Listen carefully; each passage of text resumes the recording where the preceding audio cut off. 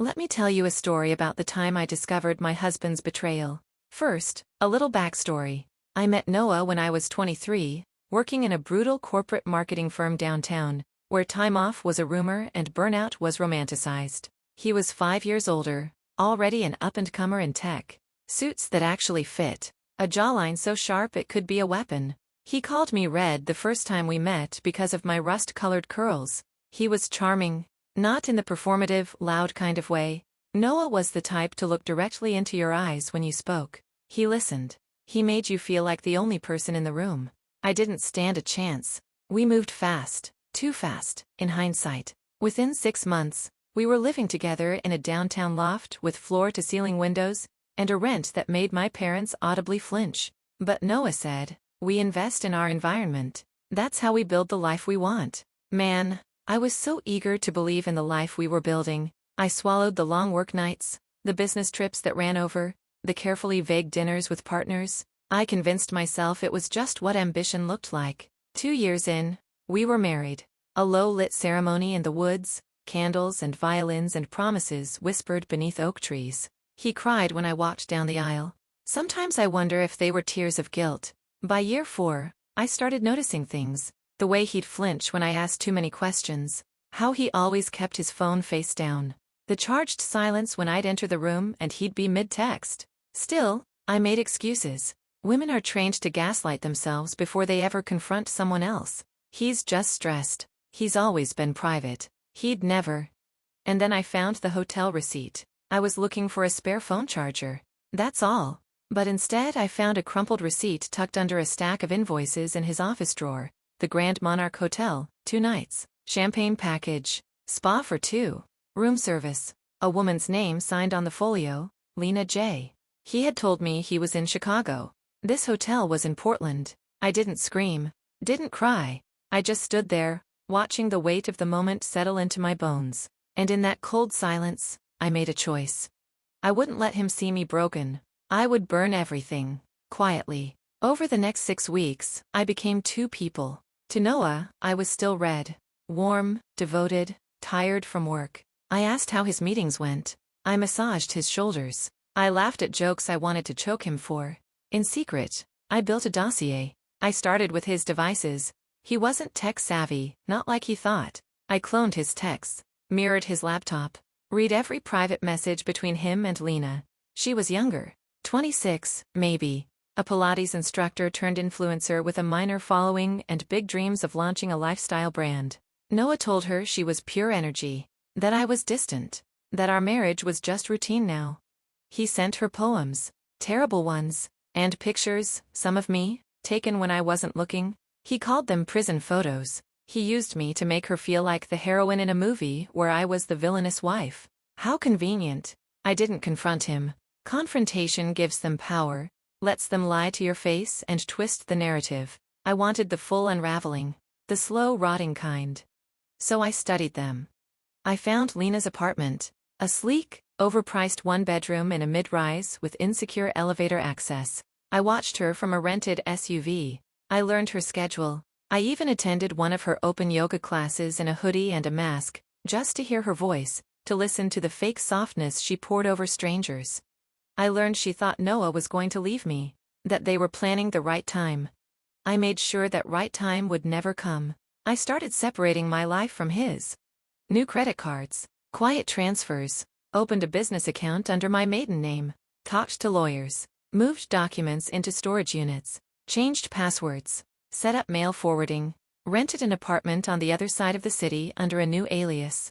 When I was ready, I withdrew $46,000 from our shared account, just under the threshold that would raise flags. That same day, I signed the papers for divorce. But I didn't serve them. Not yet. The package to Lena was handmade, clean, black envelope, gold lettering. Inside, photos, screenshots, hotel records, a signed copy of our marriage certificate, printouts of his messages to both of us, side by side. At the bottom, "You're the same chapter in a different font." I mailed it from another state. 3 days later, Lena posted a vague, melodramatic quote on Instagram. Sometimes clarity costs everything. Noah came home late that night. He looked dazed, spooked, even. Said he wasn't feeling well. I kissed him on the cheek, made him soup, watched him twitch. By the end of the week, she'd ghosted him, deleted their photos, blocked him on everything. That's when I served the papers. He begged, sobbed, promised therapy, flowers, said it wasn't real, that Lena was unstable, that he was just confused, said he loved me. I told him I believed him. Then I asked him to leave. A week later, I sold our wedding rings to fund the launch of my new consulting business, quietly coaching women through high-conflict divorces. No names, just cold strategy. I never answered his calls again, post-mortem. I moved, changed my name legally, erased myself from his world. But last month, I got a notification. A new account had followed me, blank profile, no posts, the handle, @Eliza_unfinished. Under the profile image was one line of text. Salt ruins more than it heals. I blocked it, but I didn't delete it. Because I know Noah. And I know when a man like that has nothing left to lose, he doesn't go quietly. But neither do I. Update. It started 3 months after I vanished. A bouquet of lilies on my doorstep, white and rotting, wrapped in black twine. No note, no florist stamp, no trail, just lilies. Noah knew. He remembered. That was the flower at my mother's funeral, the one I told him I couldn't stand the smell of. That night, I double-locked the doors, installed a second camera, created a fresh trail of digital breadcrumbs, one he could follow if he tried hard enough. Just enough data to give him hope. False hope. I wasn't going to run. I was going to lure. I posted a photo online, not of me, of a coffee cup, half drunk, next to a book I knew he once obsessed over, The Art of War. I geotagged it to a quiet bookstore on the east side of town, a store I knew had cameras. 2 days later, a man showed up asking about a redhead who left a scarf behind, said her name was Emma, my new alias. The clerk told me he wore a wedding ring, no smile, shadow under his left eye, like he hadn't been sleeping. He left empty-handed. I checked the footage. It was him. I mailed him a letter, typewritten, phrased like a game invite. You're getting warm, closer than you've ever been, but then again, you always preferred fantasy to reality. Let's see what you do when you're not in control. Inside, a grainy Polaroid of him and Lena at the Grand Monarch Hotel, taken from afar. He never saw the camera. I signed it. E.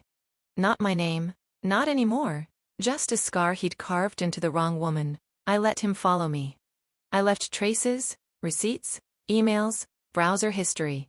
I knew how his mind worked, obsessive, logical, always assuming control. He would think he was gaining ground, that I was unraveling.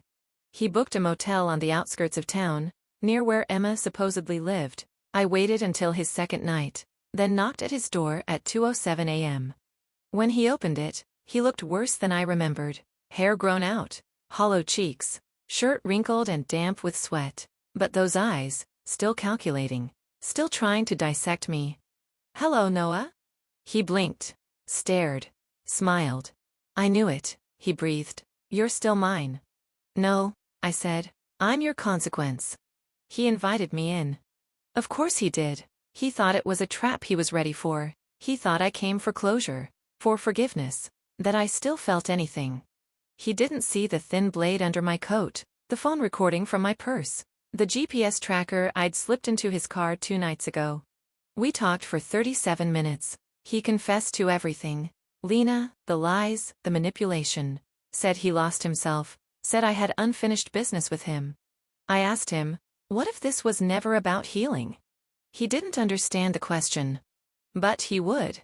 That night, after I left, he followed me. Of course he did. But the path I led him on wasn't random. It ended at the cabin, my safe house, nestled deep in the woods. Cameras in every corner.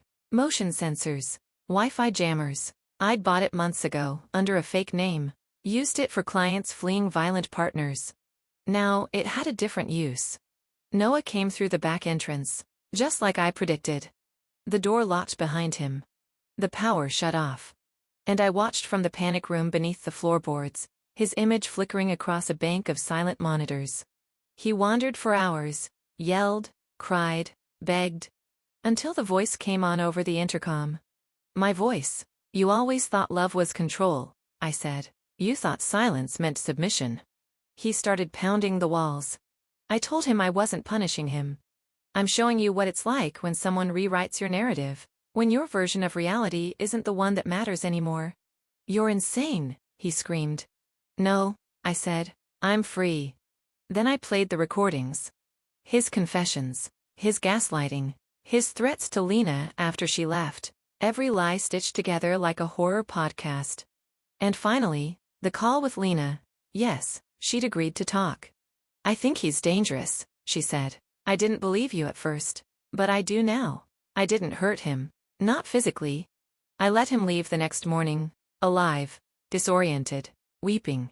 But not before he signed the full confession, handwritten, admissible, already copied, one sent to HR at his job, one to his therapist, one to a woman he'd flirted with on LinkedIn the week before. By the time he got home, his reputation was ash, his business relationships fractured. And me? Gone. I'm off-grid now. Not in hiding, just finished. Sometimes, I check the burner accounts. I see him trying to piece things back together, the hollow apologies, the silence where his influence used to echo. He thought he was the predator. He thought I was prey. But here's the truth. Predators don't expect their prey to build the trap from the bones of their own betrayal.